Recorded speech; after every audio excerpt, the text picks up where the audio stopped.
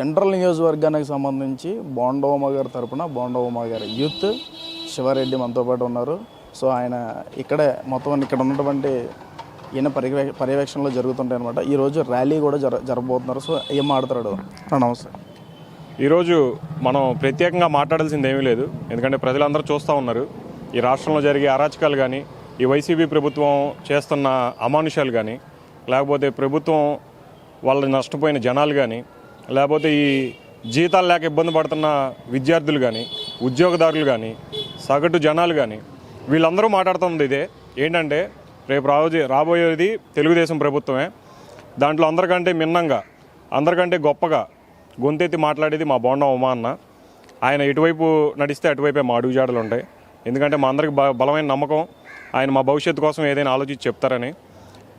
ఇంకా చూస్తే వీళ్ళు చేస్తున్న అరాచకాల్లో ఒకటి, మాలాంటి యువతకి పోలీస్ స్టేషన్ మీద కేసులు పెట్టడం.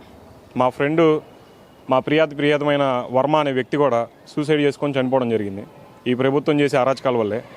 ఇలా ఇంకొకరిని కోల్పోకుండా మేము తీసుకోవాల్సిన చర్యలు ఏవైతే ఉన్నాయో అవన్నీ వీళ్ళకి చెప్పుకోవడం జరిగింది. వాళ్ళు మాకు అండగా కూడా ఉన్నారు. వీటన్నిటిని ప్రజలు గుర్తించి ఓటు వేయకుండా, నోటాకు అసలు వేయకుండా, ఖాళీగా ఇంట్లో కూర్చోకుండా ఓటు వేసి మన భవిష్యత్తుని మనం నిర్ణయించుకుంటే మంచిదని వినమై. ఎన్ని సంవత్సరాల నుంచి ట్రావెల్ అవుతున్నారు ఉమా గారు? మేము గత 15 సంవత్సరాల నుంచి ట్రావెల్ అవుతున్నాం. 3 టర్మ్స్. సో ఇప్పుడు గెలుపు ఏ విధంగా ఉండబోతుంది? ఎన్ని వేల మెజారిటీతో గెలవబోతున్నారు అనుకుంటున్నాం? ఇప్పుడే చెప్పాం, గెలుపు గురించి మీరు ప్రజలను అడిగితే బాగుంటుంది. నేనైనా, ప్రజలైనా, వైసీపీ ప్రభుత్వం వల్ల నష్టపోయిన ప్రతి ఒక్కరు మాట్లాడేది ఇదే.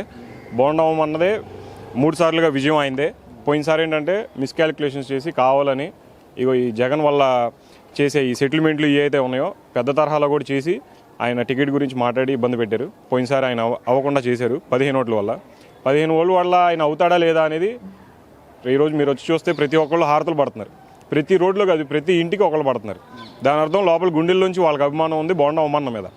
అంతేగాని ఎక్కడి నుంచి వచ్చిన ఈ అల్లం వెల్లుల్లి గారి గురించి మనం మాట్లాడుకోవడం టైం వేస్ట్. అంటే గత ప్రభుత్వంలో మీకు ఎటువంటి అభివృద్ధి కార్యక్రమాలు జరగలేదా ఆ ఎమ్మెల్యే ద్వారా ఈ కాన్స్టిట్యున్సీలో?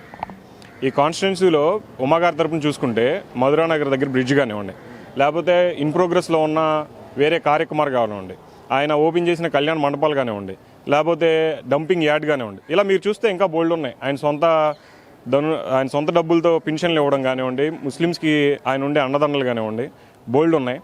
మాట అంటే ఉమన్న అంటే మాట. వైసీపీ అంటే అనేది ఇగో ఇలాంటి వెల్లంపల్లి అల్లుల్లి గాళ్ళకి నిదర్శనం.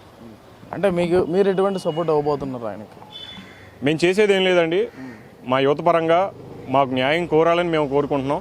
ఆయనకి మేము చేసే అంత పెద్దవాళ్ళమో కాదో మాకు తెలియదు, కానీ మాకు ఉన్నంత వరకు మాకు ఎవరెవరైతే రిలేటివ్స్ ఉంటారో, మాకు తెలిసిన ఉంటారో వాళ్ళందరూ అయితే ఖచ్చితంగా ఉమన్కే ఓటేస్తారు.